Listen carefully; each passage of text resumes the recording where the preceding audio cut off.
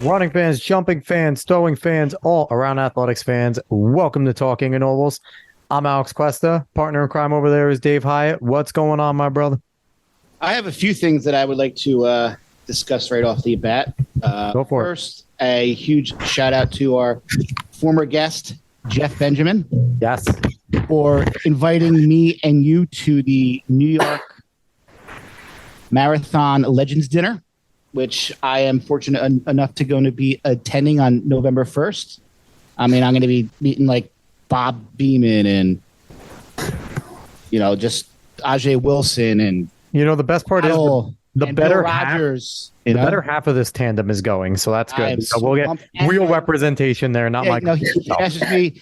He's going to get me a comp seat there, and I'm just I was just blown away by his generosity. He was an amazing guest and an even better guy, Jeff Benjamin, and also to Scott Ryder, who is the one who got me at his table.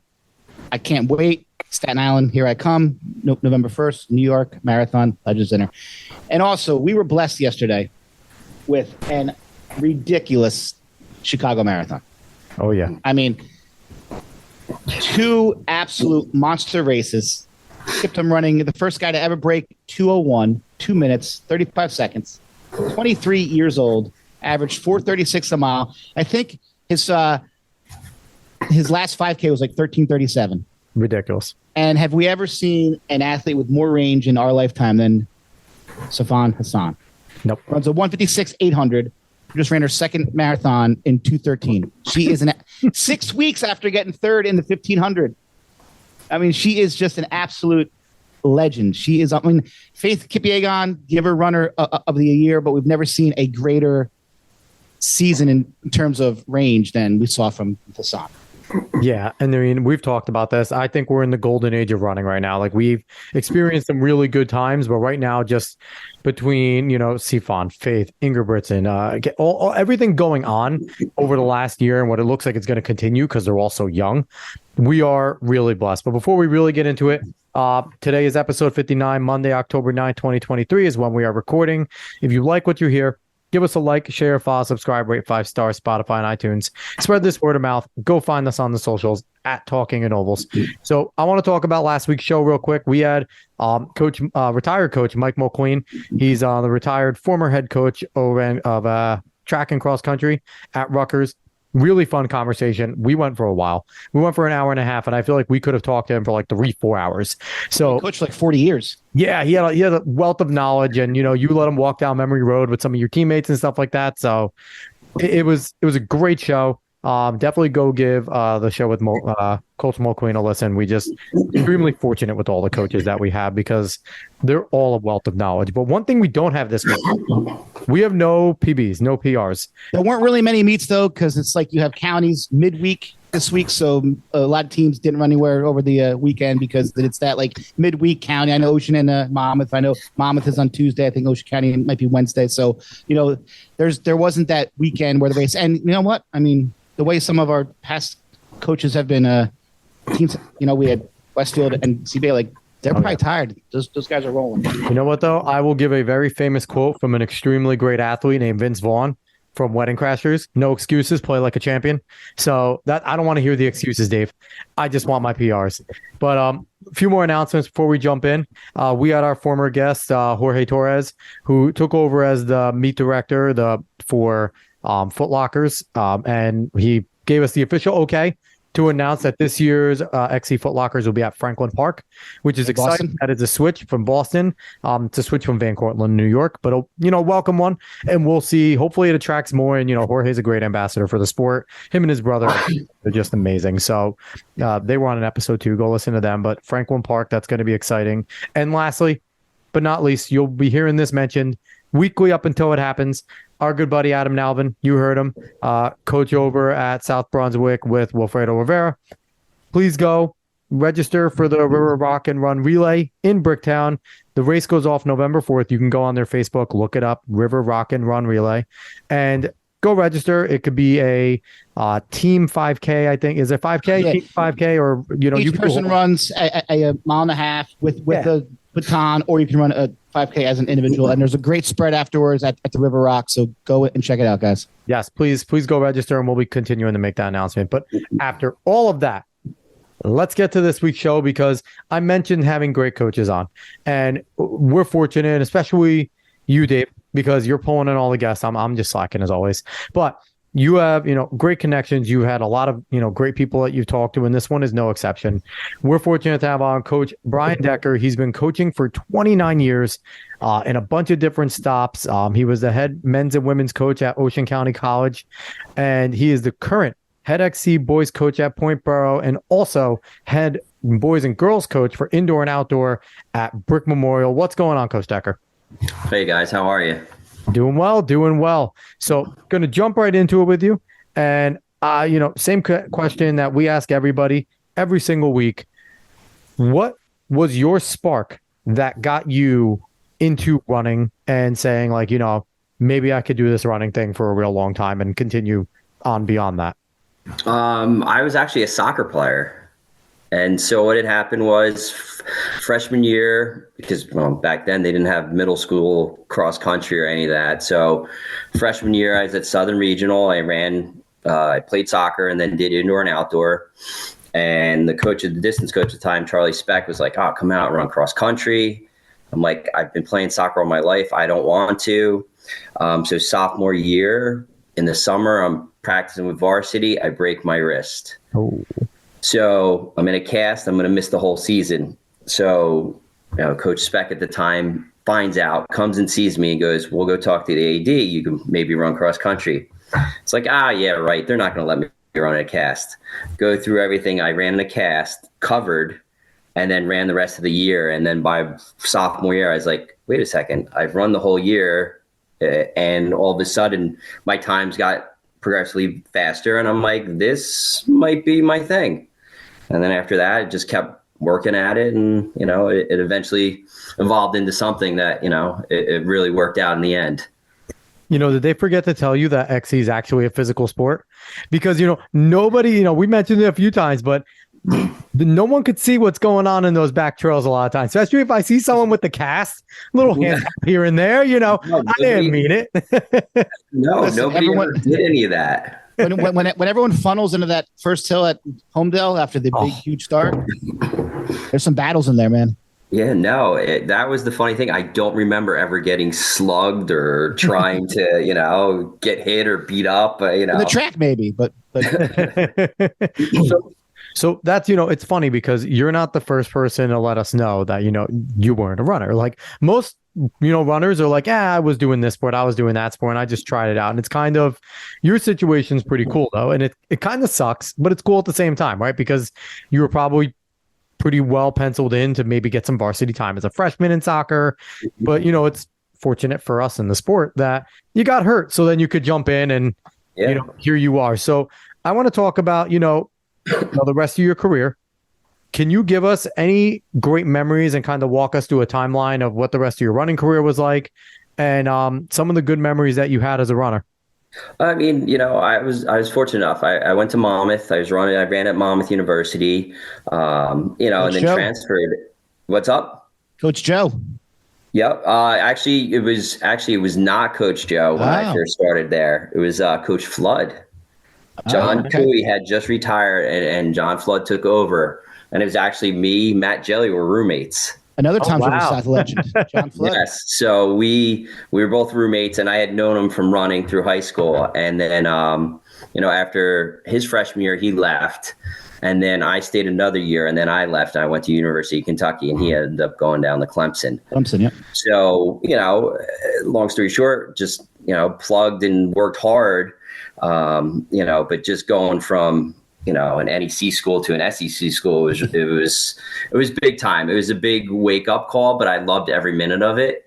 And it was, one of those things that I was fortunate enough and lucky enough that I was able to run at two different places, and then when I was at UK after a while, just got beat up and I just couldn't, my legs and just everything. So I ended up coming back home and actually went and finished at Monmouth and actually ran for a little while for Joe because I had a little bit of eligibility, and that was Joe Capagni's first year of coaching at Monmouth. So, it just was one of those things that, it worked out. So What were your disciplines, real quick? What were your race disciplines that you competed in? Anywhere from, I ran cross country, so running the, 8K and a 10K. okay, 10K is not fun. I watch people do it on the track, and that's even, crazier to think about. But, running cross and doing a 10K was unique. And then an indoor and outdoor would just run anywhere from 800, 1500, jumping a 3K here and there. But those are so many years ago. It was wild to think back now that, so that it happened. can you explain the big difference between Monmouth and Kentucky, or at that time NEC versus SEC? I mean, obviously it's a much larger school, but like, just how different was the competition, and like how much, like, being at Kentucky, like, was it like did you ever feel like you were like a contributor to the team, or were you just more like a guy who was just kind of? You know what? Yes and no. When it came to track, I was just part of the team because we were pretty good. We had kids that didn't run cross country. I had experience, so they threw me in there. So I felt, I was part of it and compelled to be part of the team, and it was kind of neat. I did have the opportunity to run, SECs and go to NCAA regionals and stuff like that, and just being able to travel and just do different things where you went to different places that I was lucky to go and see, and then you get to the SEC and you're going against Coach McDonald and the Arkansas guys, and it was just like. Quite literally future Olympians. Like, you could have a few in the other conferences, but SEC, you're guaranteed to see. It was unreal to see. It was like Alistair Craig and all those guys, and you're just like, Arkansas were, I mean, they were just coasting. We were at LSU for SECs, and it was just like, it was a hilly course, and they're just going through it like it was nothing, and people are done and they're already cooling down and getting ready to go do another 10 miles or something. It was, so I mean, the competition wise was just, just seeing, just different things, and then on the track side being there, and you have, a couple guys down the line that, were Olympians and stuff, and you're watching them practice every day, and you're just like, when I was at UK, and I'm like, geez, this is kind of neat to see. Yeah. And, and it just, it was just awesome experience to do. Was it a little intimidating, like looking in like the 8 to 15? Like, if you're not running 150 and under, if you're not running 350 and under in the 15, like, what am what's going on? Like, I ran 151, 152, and I was like our 7th or 8th man, and I was just like, okay. But it was just good just to go and do it because you're training. I mean, you're working your butt off. So, Coach, I just want to reassure you, you are really fast. You were really fast. Maybe you didn't feel like you were at times, but it's like to run like, and it's funny. And I brought it up last week. I'll bring it again. We had Johnny Gray on, and we love talking to Johnny. 142, obviously, former American record holder.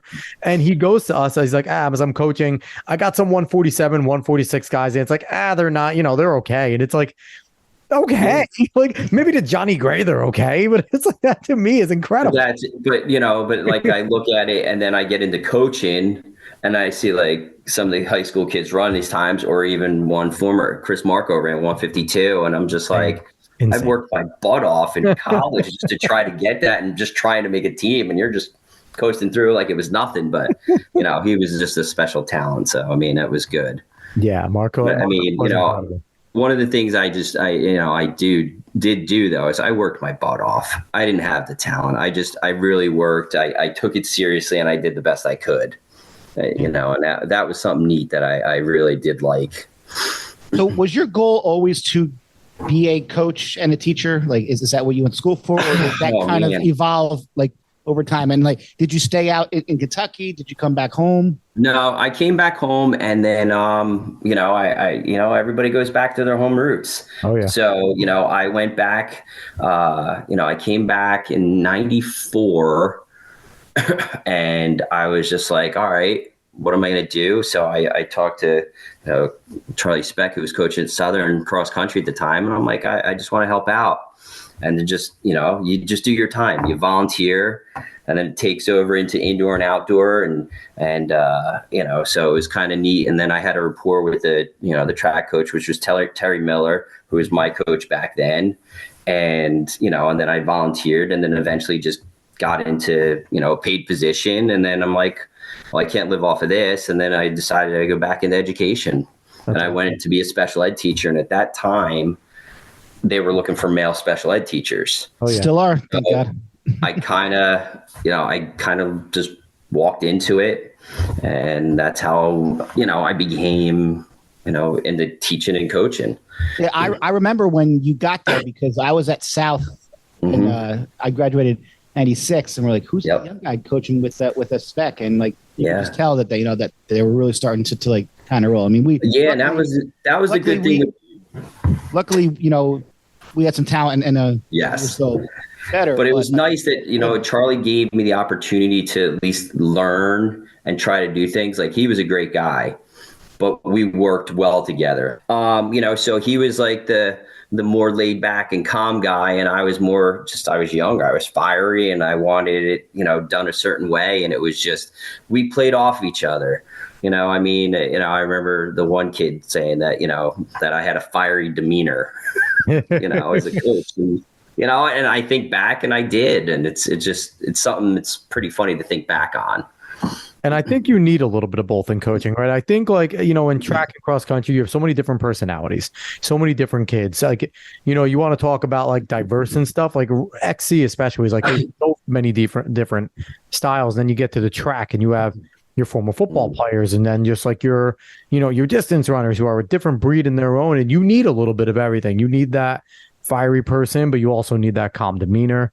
And And I like the way, like, you talked about, like, you have to do your time, because if you're young right now and you're listening, that's how it works. Like, and it's a young men and women's game in the beginning, because you do have to work. You do have to sit there and volunteer, not make any money, and, really just put in years and a few years. Like, it doesn't happen quick, because especially if you're at a place like you were with Coach Speck, an established coach that wasn't going anywhere. You know what I mean? So it's like, you got to put in your time with those good coaches, learn, sit back, be yourself.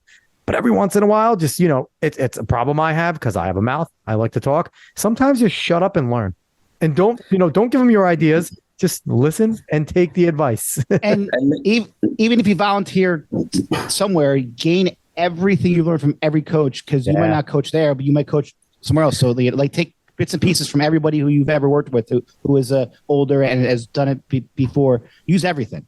And that's what I really did, because, in cross country, I dealt with Charlie, and it was great, and I loved it, just learning a lot of things. And then I went to track and field, and I learned under, Terry Miller. And Terry had a unique way about him, but the one thing I learned and carried on is when I became, track coach, is he would be able to flip things and do things on the fly, where, there's coaches that you go to a dual meet, they're running the same thing every time, and he would see some and change it up, or we get a score in the middle and we change it up. And that was something I learned very young, which I didn't really think about until I really got into coaching. And I was like, okay, this team is going to put these same people in the same order, and all we got to do is make one little switch, and it changes. Yeah, I feel like, go ahead, Coach. When I was in higь school, like, it was the same thing. Like, we would have something, but it was like so loose. Like Mr. O'Leary was like, all right, this can change on an instant. Don't we're going to look at the score of every event. Had out his pen, his notebook, and it was always changing. We're like, hi, boom, 800 mic. I wasn't supposed to run that. Get your ass on the line and go. Okay. It's like you're a baseball manager, right? Like, you're looking at the game, and like, you kind of go by feel, and you sit there and you look, and you're like, how fresh are your legs? Don't care. Get on the line. We need points. Don't go to win. Run hard. Get top 3. That's all I want you to do. Like, there's strategy that goes into these games. And, and people don't realize it. And then some people, they do, but it just, you got to change it up a little bit. And it was just kind of neat learning from that aspect, and then, I lucked out with my experience that, a couple people were trying to get me into Toms River, and I ended up taking over the Toms River East boys cross country program. Ohio can test. I mean, East-South rivalry was insane, and and mid '90s, it was big time. Yep. yeah, and that leads into, where, I was only there for a little bit because then they changed coaches, Schrader, and I was in district and blah, blah, blah. But because my experience at Southern, and then I go to East for a little bit, I build a rapport with Mark O'Leary. Then I'm at Memorial for, number of years coaching boys and girls or whatever. And then I get a phone call one day in the summer, and it's Coach O'Leary from South going, I'd really like you to come aboard and take over the track programs at South, and then, work with me in cross country, and then I'll take, and then you can take it over. And, and I still talk to O'Leary about a lot of things. And the first comments I was like, have you been drinking? And he just started laughing. I'm like, might have been possible, but it probably was, but it was just an honor because there's so many other people out there in the world that would live and die trying to get the job at Toms River South just based on the tradition. Oh yeah. So when I took over that, it was just wild. I remember because, like if you ran at Toms River South, it's a family. Like it's like, and O'Leary and Hef, it mattered to them who took over that program. It was extremely important. They had blood, sweat, and tears for 30-something years. And and they had such pride in everything that they've ever done and run. And like when they retired, we had like 400 people. This like big hall. Like, so it mattered. Yeah, and I was there, and they introduced me, and I was just like, it was wild. I gave a speech. I was a little tipsy, but whatever. But it was like you got the approval of like everyone because O'Leary and Hef wanted you. Then we're like, all right, if that's who they want, and it was a big deal because like we were like I remember because you don't want to leave a program that's successful with somebody that's gonna like So I mean, going in, I was like, wow, this is big shoes, and I knew I wasn't gonna ever fill their shoes, but it was just an opportunity. I was like, all right, and then when I took over the cross country job, I had O'Leary as an assistant. He's like, well, don't you want somebody else? I'm like, no. I said, you give me this opportunity. And he's so damn knowledgeable. Like out of the coaches, and I can name a bunch of different coaches, he is by far one of the brightest coaches I ever dealt with. And I still talk to him today. Every week here and there, and I see him at meets. Like I still touch base with him because I had that rapport with him, and and we went and traveled together with Kyle and stuff in that in the past. And when I was there, and then it was just and just going wow, and I still talk to him, and I still pick his brain at times. Just because it's neat, because I mean, you think about how transition of old school it is. Like some of the workouts, because we've talked about it. Like some of the workouts you do back then is just, I know we couldn't do it anymore. It could be child abuse considered now. Some of that could be considered child abuse. I did those workouts. Yes, the changing of athletes. Yeah, and then you have technology and some other things. So it's like, all right. But I mean, I remember some of those workouts, and I'm like, wow, this would be great to do. And I'm like, these kids couldn't handle that stuff. No. It's not a knock. It's just right. It's the way it is. Right.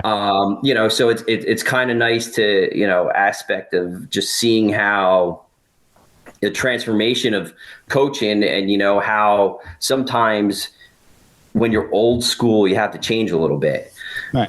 It's funny too, because like I just think back of my time when I was running at Manchester, and Dave's probably not going to be happy about this. You might not be, Coach Decker, but when I was there, it was all about North and East.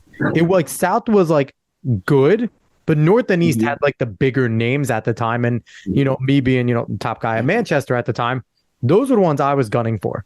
And I think it was like for my period, once I left, it seemed like South started to really come back again and really start to make a big jump there. So it was like, it's interesting just thinking back at it. It's like, right. But I mean, when I ran at South, at South in the mid 90s, I didn't even know that Manchester had a cross country team. So, I mean, it took a little bit. We were definitely on the track, but in XC, we weren't as strong. On the track, we whooped all your asses a lot of the times. So late 90s, late 90s, best after team my in the time. state. Just throwing that out there. Best team in the state, one of the best in the country. Just throwing that out good. There. that 98 squad was legit. So, Coach, you're at South. you're Mhm. coaching track, and as an alum, like we were just thrilled. You got to coach some absolute monsters. I mean, holy shit! Like you were coaching guys and I remember like there was a contingency of us who went to media champ spring track junior year for Marco. What was it like to just be there at that time? You're like, I have these kids. Like, I mean, those are like once in a lifetime kids. It's special, and then you see alumni and you see how that goes, but it's not until after, and then you're like, oh my god, and then you think back because now I mean, Mark was older, and you're thinking about, wow, back then what we were able to accomplish. It's pretty neat because we did have a run, and it was a wild ride. Like with Marco running 407, junior. And we, that next year he could got into Penn at the mile. Kyle could have gotten the 3K, and I said it's up to Marco at that point, and Kyle and him, and they're like, we want to run the DMR, and that's all I wanted to do. Like as a coach, you always want to go to Penn. Like two things: one, run in the DMR, and two, the 4x8. One of the two. And South always had that tradition of the 4x8. I entered that. I entered the DMR. And then, those guys individuals, and they're like, what do you want to run? And I was like, we want to run a DMR because that's the big one. I mean, it's sad it's not the big one at South because the history is, hey, they won a championship of America back in the 70s. Yep. So it was kind of neat, but that's, what they wanted to do. And, when you have, 407 miler, you had, Kyle, who was, 908 2-miler, but could run 413, 158, was on a relay, could run 52, and then I had Brett, who as a freshman was just go through the motions and just, that was a kid as a coach you see as a freshman who is just a freshman, just a freshman that just goes out and runs, and then just each year just progressively get better. And then by the time he's a senior, I'm like, I need to rely on you. Can you get it together? I mean, and by the time he was a senior, he won the county championship. He ran 155 for me. So watching that kid, I mean, yeah, you have Kyle and, Marco who had the talent, but you had somebody that just, reminded of somebody who may not have the talent, but worked his ass off for 4 years to see that. Like that was a cool experience to watch that. So I had him on there, and, we're going up to indoor nationals. We're 5th in the country. We go to Penn relays. I get to travel with Marco. We're out at, the indoor Brooks when they had it in indoor. He gets invited to Milrose. We're up at, Army a few times. Kyle qualifies for nationals for cross country out in San Diego. So I mean, it was a good run and a lot of fun. But it was just, a great time at that time with everybody's support. And you know what? Their parents are supportive. They didn't get in the way. They just let me coach the kids. South and parents are awesome because it's like yes, and that is. They, and South sometimes gets a bum rap, but their parents are very supportive. They just let you coach. They don't get in the middle of you and question you. Why are you doing this with my kid? Why?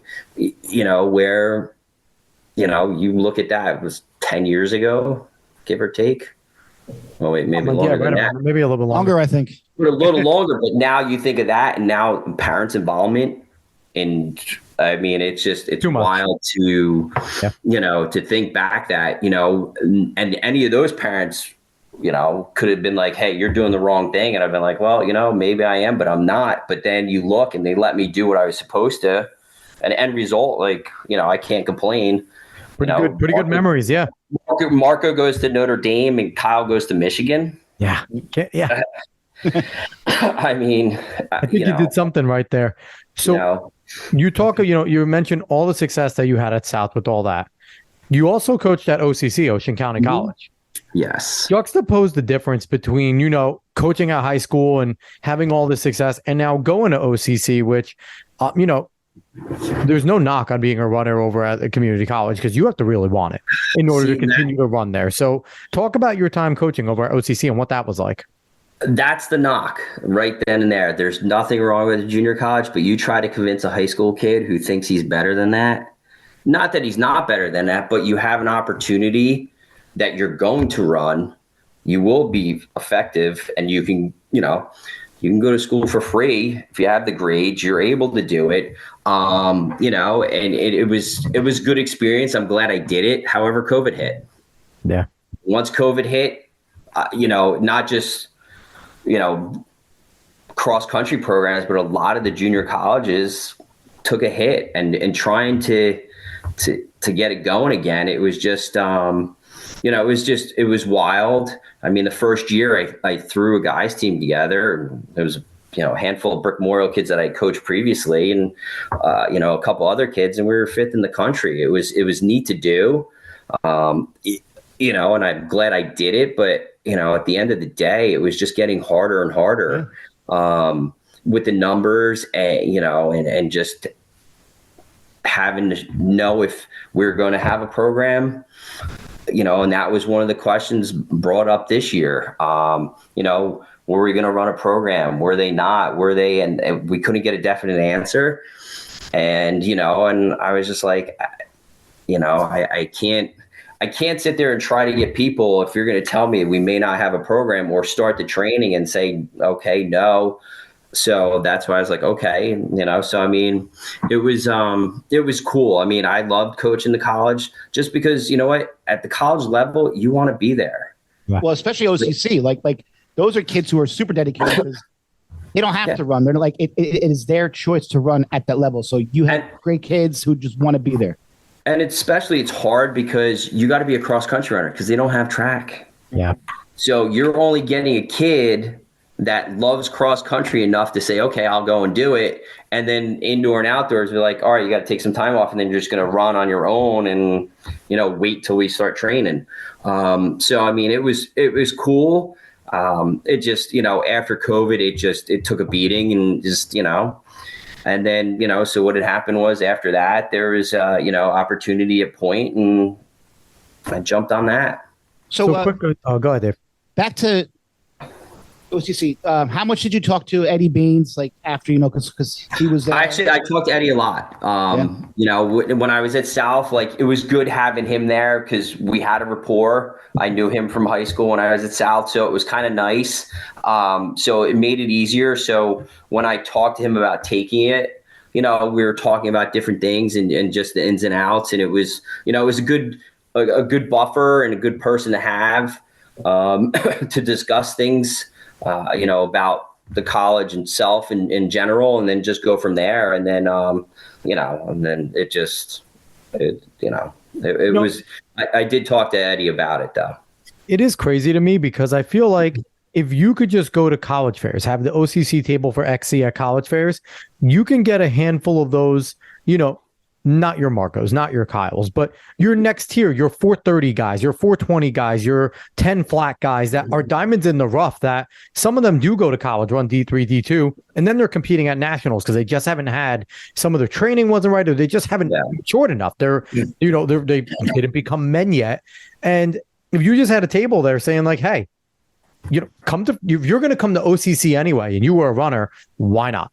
Just jump in. I'll train you all. I'll train you like a collegiate athlete, and let's see what we could do. But I feel like that's a missed opportunity I feel like there's a lot of community colleges probably have this missed opportunity where you could tap into these athletes that didn't have any plans of going away to school, maybe wanted to do a few years at community college first before they went off to the school of their choice. Because I know New Jersey, they have the STARS program. I don't know if that's still there, but it was the STARS program. It is. And that's trying to sell them to the kids and be like, you can go here for free. The other thing is just even having kids that might be out of state that are interested. We don't have dorms. So now you got to try to find it. Like, there's a couple schools out in Midwest that are always good. They have dorms. Dutchess Community College have dorms now. They have dorms over here, and we have a pretty good, I don't know about the program now, but it was up and down. It was pretty good at time. Like DCC was pretty good at for a little bit. One of my former coaches was the coach there for a little while. So, I mean, it's a challenge. And then you hear about these JUCOs that have football programs, and it's like, wait a minute, we can't get a consistent XC program, but there's ones that have football programs. Like, it's Oh no. So I mean, it was neat. I'm glad I did it. I mean, it's neat. I just wish it would have been, a little bit more feasible with coaching, teaching. Like you can't get to everything. Like, the kid that took over right now is Brandon Szymanski, who ran for me at Brick Memorial and ran for me at OCC and then went to Stockton.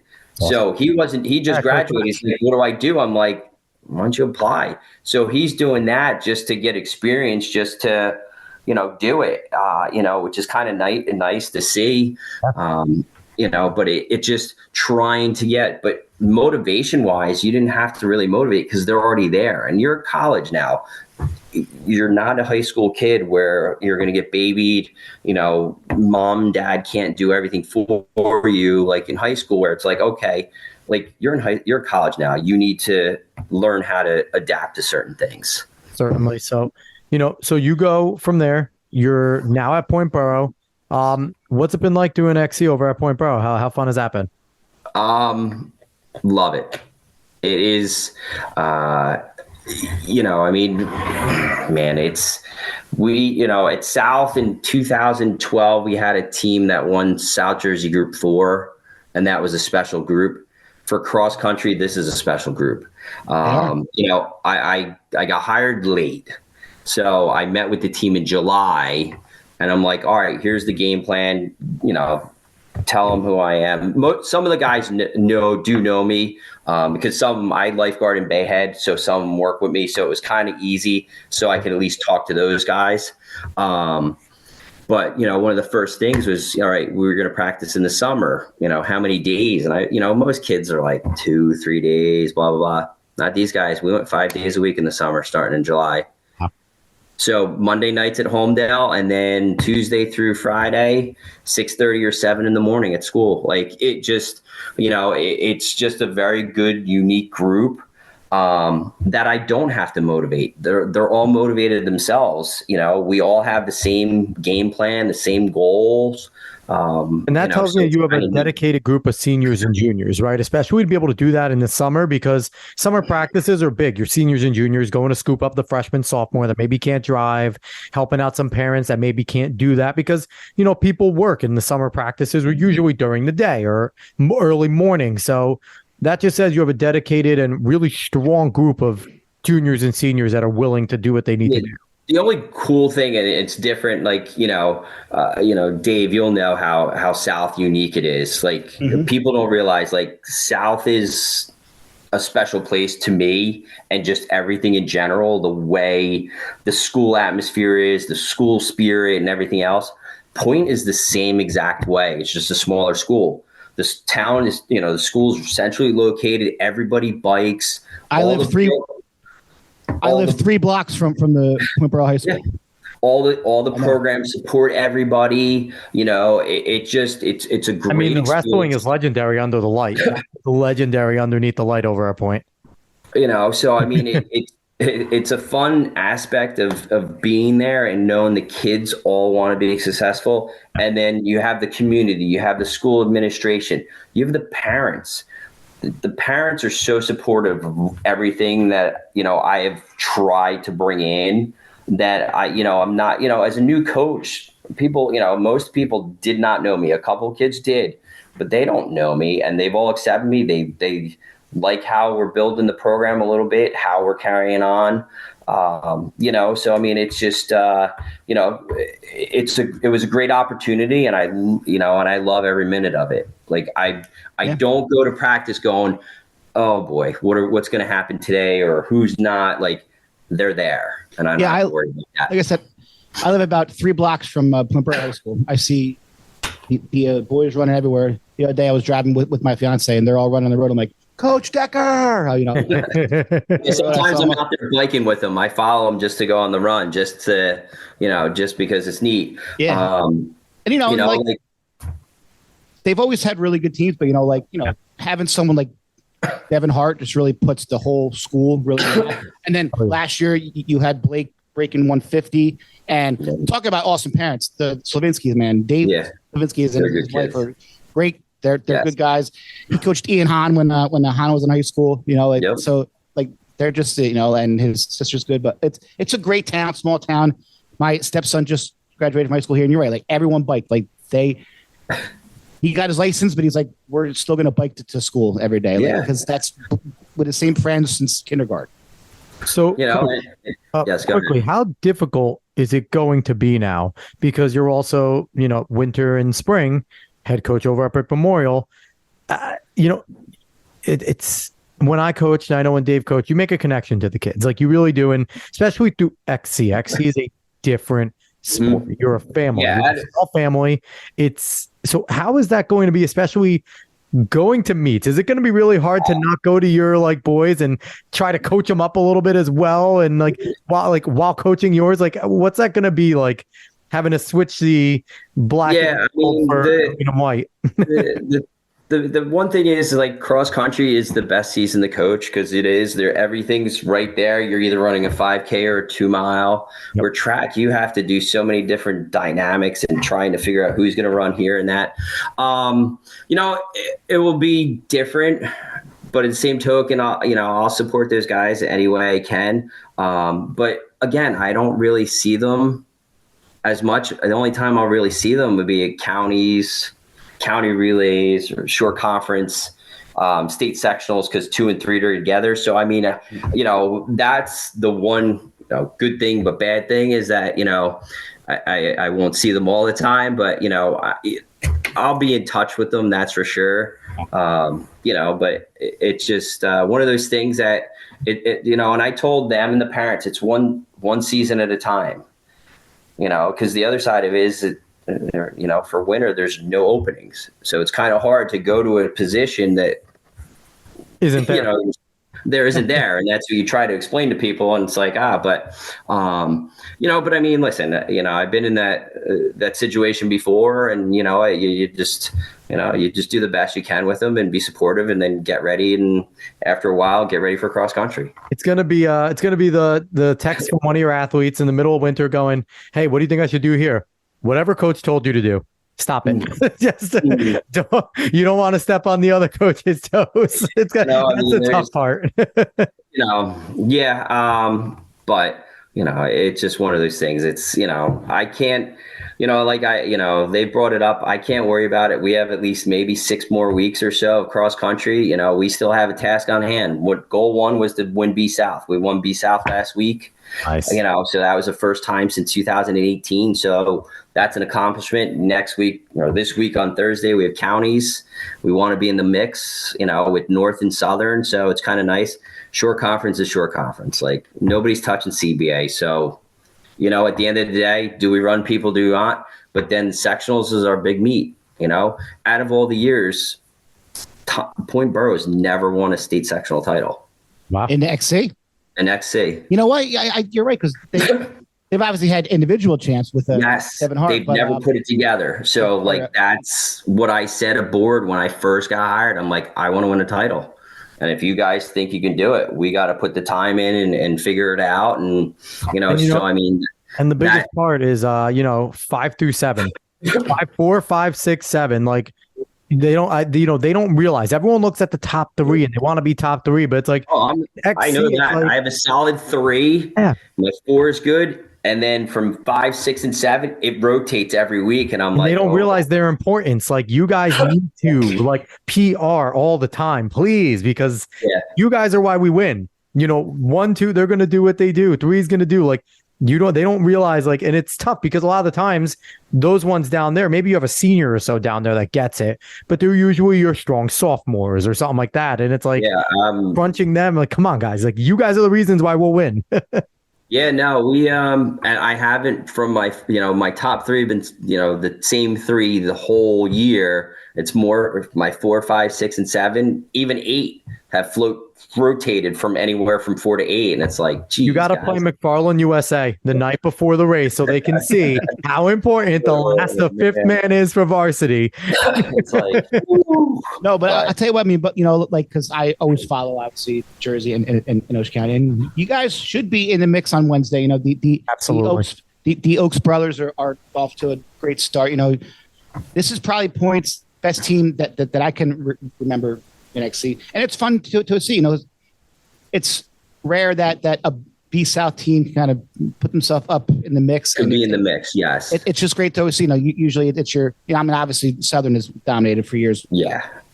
Can shout out to Coach Baker, does a hell of a job there. Yes. But like it's just cool. Like smaller schools have a chance to win it. We're a Group 2 school that's going to be competing with North and Southern. Big schools from Group 4, which is fine.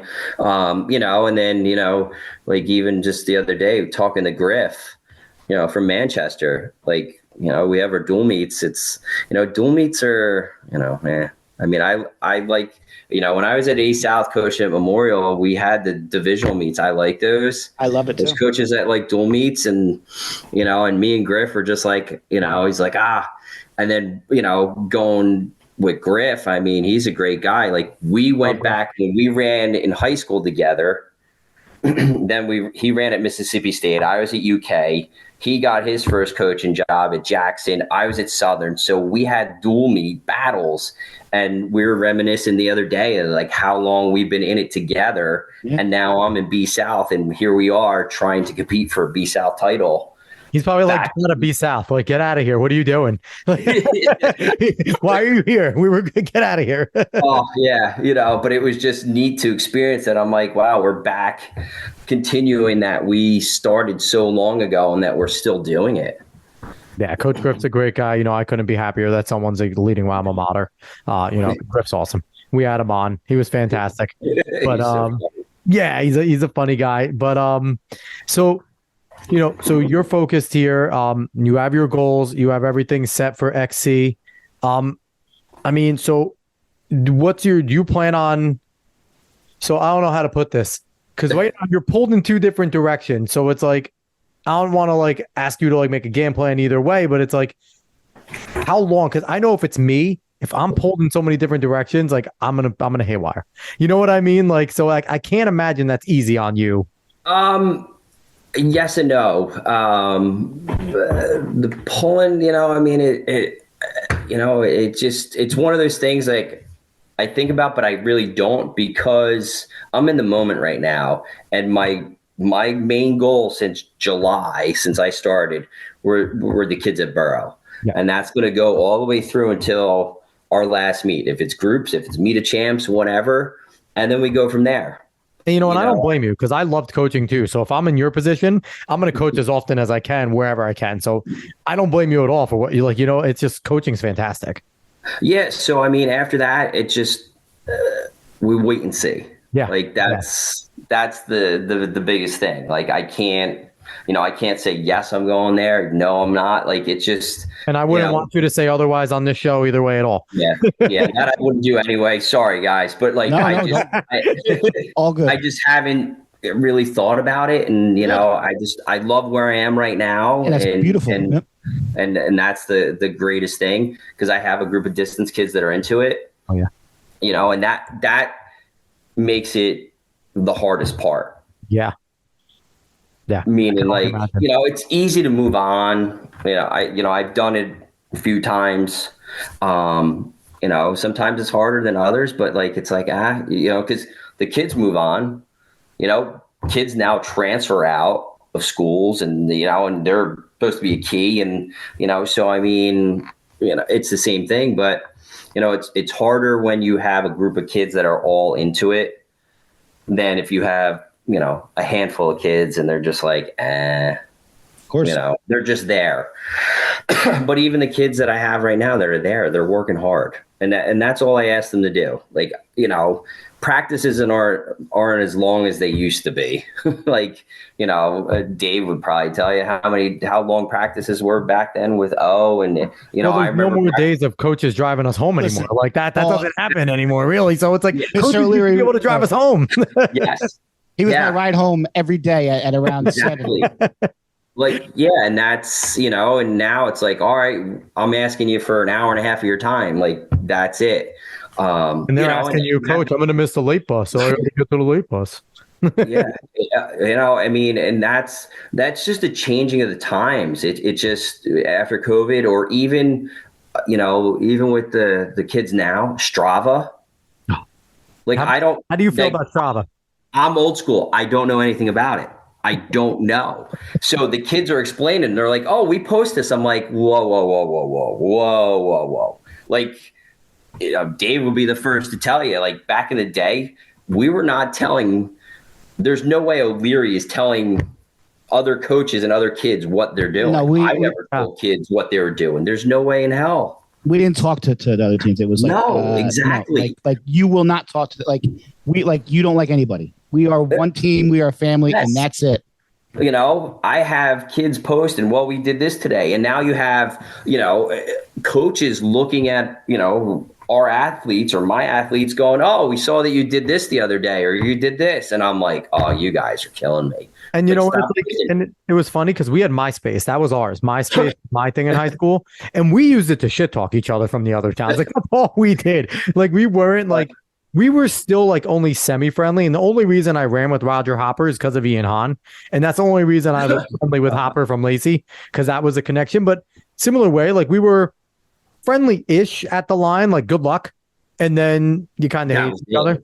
No, but after that, there was none of that. Like, no, like you watch guys now, they're like buddies. They're hanging out afterwards. They're talking to them beforehand, and then they're cooling down together. That like I wouldn't cool down with the other team. Like I was nice to Andrew Bodor and Monroe Kearns. I think that was really it. And me and Craig Forys knew each other. Just for being, because he was Craig Forys. I wanted to know Craig Forys. Never have I ever warmed down with a kid or never.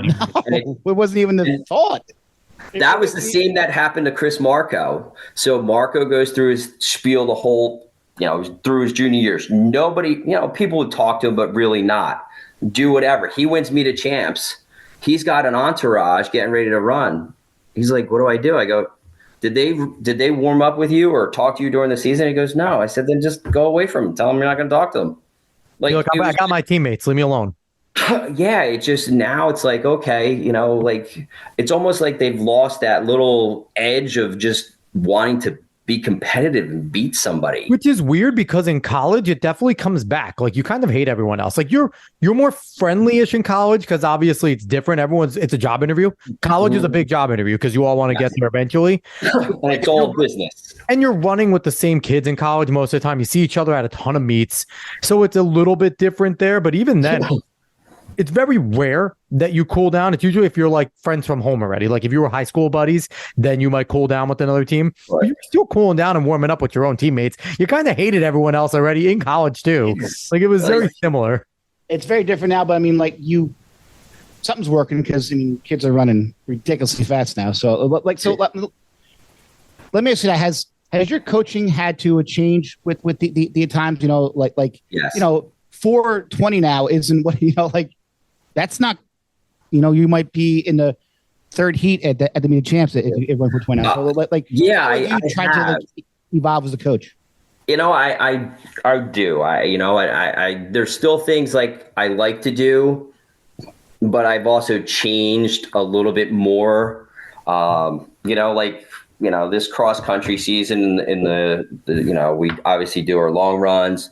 But I didn't even go as long as I did. Like I've kept them a little bit lower this year. Like in the past, I've gone 15, 16. I haven't. I've gone 12, 13, but at a little quicker pace.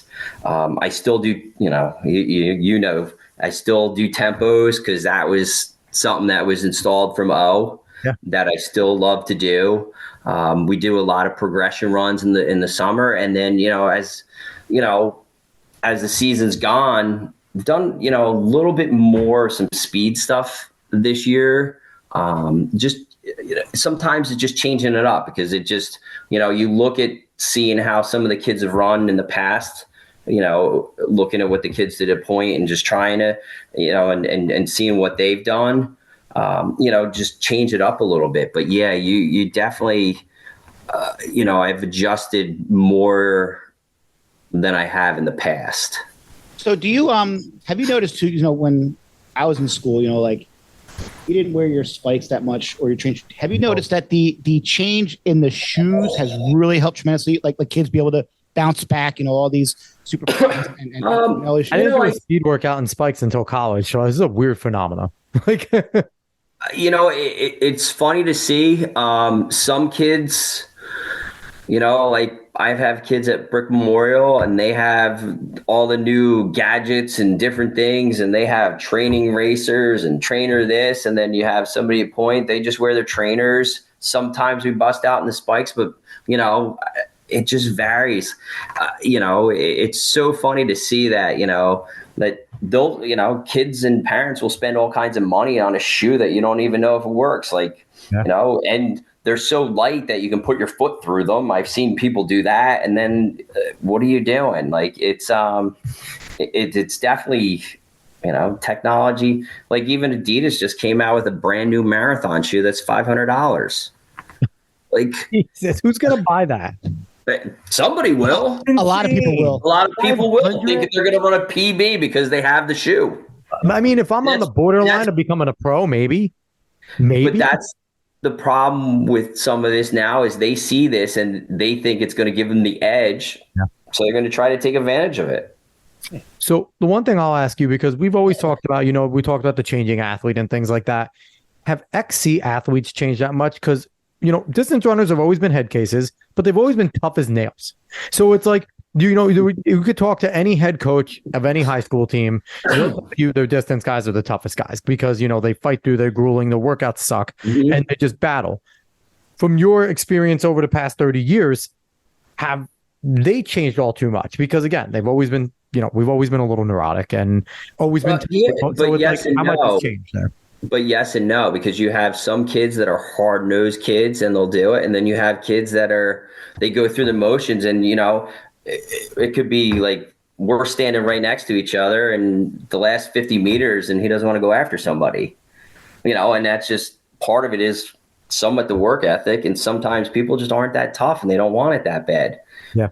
Where you have some guys that, that last 50 meters, they're going to do whatever they can to close out the deal, not to get past. And if they do, at least they're trying. Yep, the grit. It's all about the grit at the end. And that's something. I mean, there's some kids that are tough as nails out there, though. I mean, you look and you're like, oof. Listen, you don't run as fast as kids are now without being tough. But I definitely feel like, and I think it's a good change from a coaching perspective over the years. Like more coaches now do put more of an emphasis on making sure that their kids do get rest. And not every day has to be hard. Like when I was in high school, like every distance run was like the last 3-4 miles, we're going to just race. Yeah. And I feel like, like that wasn't always the best approach, but so I definitely feel like the more emphasis on rest has certainly helped these kids be fresher and ready to go. And also I do going back to what you said, I feel like the lack of dual meets has also helped the top level kids because they have one meet. Yeah, I mean, that kind of helps. I mean, nothing against the dual meets that we had, but I mean, we pretty much tempoed most of them, and it was just like, all right, what are we getting out of it? And, where, even though you're tempoing, you're still doing stuff and, where you have to change your racing plans of different things. Where at least if you have one divisional meet, here you go, this is where we're at. And then you can pick and choose different meets that we're going to, like we this year at Point, like they used to race all the time and race dual meets. So I was like, we're going to cut back. So, we went to Thompson meet in the beginning of the year, the 2-miler. Then we took a weekend off and then I took them up to Rhode Island. We went up to Ocean State. We ran well up there, had another dual meet. We were going to run Holmdel, but it just kept raining constantly. I'm like, we got to chill a little bit. This weekend we didn't do anything. We're going to get ready for counties, and now with our dual meets being over, we could have 5 or 6 more weeks of racing hard where now it's going to be quality runs. So, I do rest them a lot more, just because sometimes the kids they can't, I don't want to say can't handle it, but they need a day. I think we're discovering less is more sometimes. Like there is always that sometimes less is just more. Mentally sometimes the kids aren't all there and just sometimes mentally tough. So, I'll pick and choose now. I'll be like, all right, here we go. You know what? You're going to take it. Not everybody, but a group of you guys. You're going to only go 6 days this week. You want to pick up an extra day and just go 5, go ahead. Yeah. But nothing like it used to be where, all right, your off days, you're going to go 8 and then 15 or something like that. So, but it also depends on the kid. For instance, Brodeur could run 70, 75 miles a week. He was crazy. Yeah. He was just a machine. He was just a machine. Hence why he went to Duke. Yeah, Marco could handle that stuff. Now, Kyle, we brought down a little bit because in the past he was a little nicked up at times. So so it just depends on, where you're going. Like this summer, most of the top of the guys, the top they got to was like just under 60 per week. Where in the past I'd be like, all right, let's try to go a little bit farther. But, I was just like, all right, we're going to maintain between, probably 3 or 4 weeks of 55 to 60. And they all felt good. So that was kind of, and some of it would be 7 days, some would be at 6 days. Yeah. Yeah. So it's just adjusting and, but also having a communication with the kids. That's the biggest key because, you could say, all right, I want to do this. But if they're saying, okay, I can't handle it, but thinking they can, and then they're hurt. Like that's something I've always been. I always, want to make sure that there's an open line of communication. So if you're hurting that day or something's nicked up, I need to know. Otherwise, we can't move forward because you're going to try to do something and then you're going to defeat everything. You're not going to be able to race. You're not going to help us. And, so it's kind of neat with that aspect. You don't want the kid to come up to you saying, Coach, I think I have shin splints. And then it's a stress fracture because he's been ignoring it for 3 weeks. That's the last thing you want. So you mentioned Homedale. You were the meet director for Shore Coaches. I want to just know more of, what the process, how was that like meet directing? What was that experience like? And how often have you done it? Do you plan on doing it more? I have done it for, I think this is my 13th or 14th year I've done it.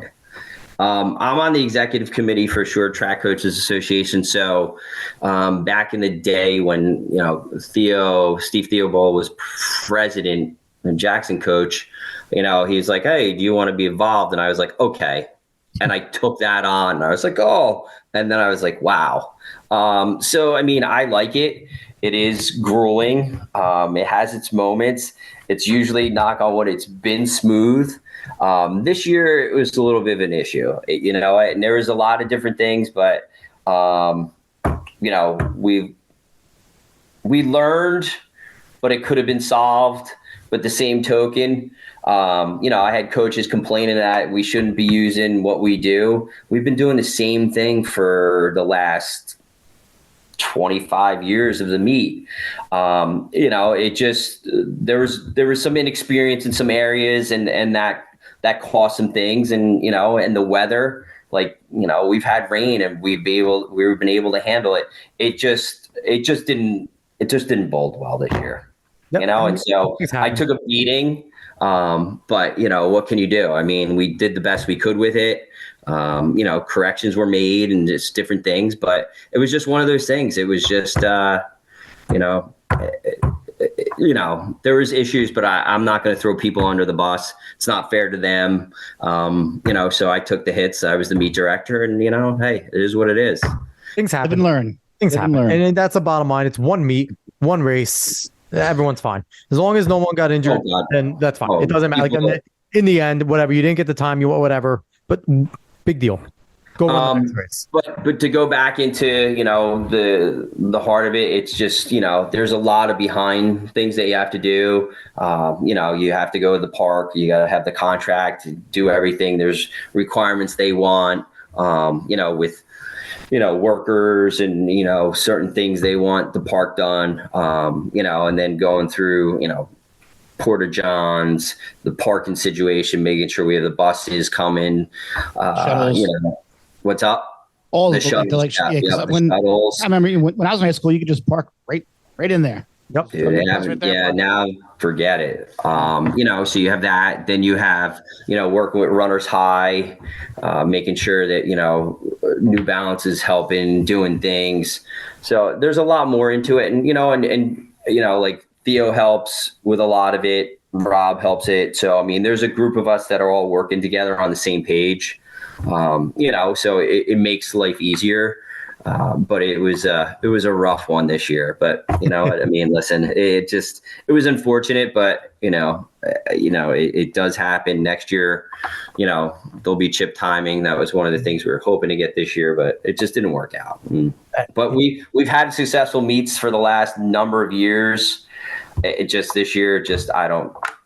It just didn't work out. I remember running at a ton of successful short coaches meets throughout 2 years of running XC. So yeah, so the 2 years I ran there, they were run just fine. So things happen. And the course is so much faster now. I mean, the park does complain about it all the time. Yeah, I mean, but they take great care of the course. Like they build it up. They make sure. When did that start? Probably. Oh man, let's see. I remember running over roots and battling some branches on the way down. And I would probably say definitely within the last 10 years, they've really have. I mean, they're out. Like I was up there Friday the day before. They're checking the course. They're blowing the leaves. They're making sure everything's clear. Like I remember even when I used to run back there, there'd be layers of leaves. You couldn't tell what was underneath. And you didn't know if there was mix. You would step in, it'll be mud. It'll be stuck on your spikes for like the next half mile, kicking it off. Yeah, it's definitely faster now when it rains than it was when we were like when it used to rain there. It was just a mud bath. Now, the whole first hill was a mudslide. The whole first water running down. Yeah.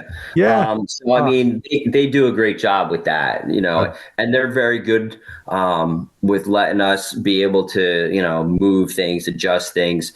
The park has been very supportive, which is nice. I mean, it washes the hands though, right? Because Homedale Park has a ton of notoriety from all the successful meets, from short coaches to states and things like that. So, Homedale Park's on the map because of how well they work with.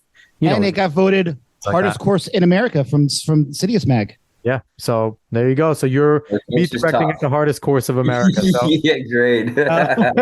So before we jump out of here, I want to ask you the same question I ask all of our guests.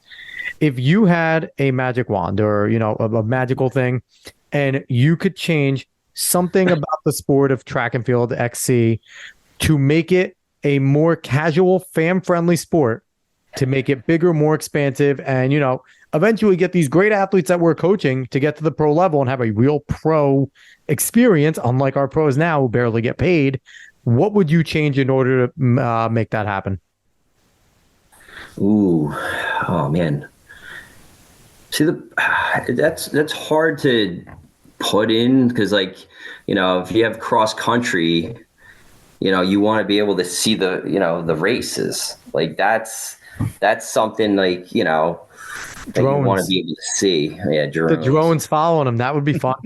But then track and field is just, the thing is now there's so many different meets, but just trying to find where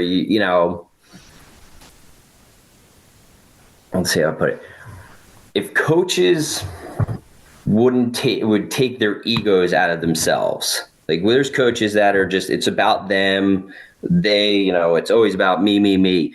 If some of them would just sit there and let, a handful of coaches be like, all right, we want to run this type of meet. We want to have your type of kid just run, not, just put a championship race together with a group of athletes. That might help too.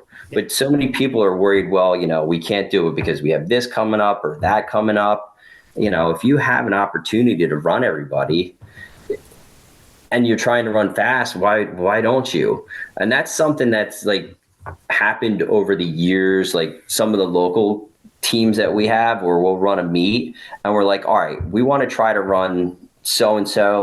Let's try to put together this group of kids and let them run fast. And I think that would be kind of exciting to do. But I mean, I mean, it's so hard now there's so many damn meets. Yeah. Yeah. So I have a question. I don't know how much you follow like pro level.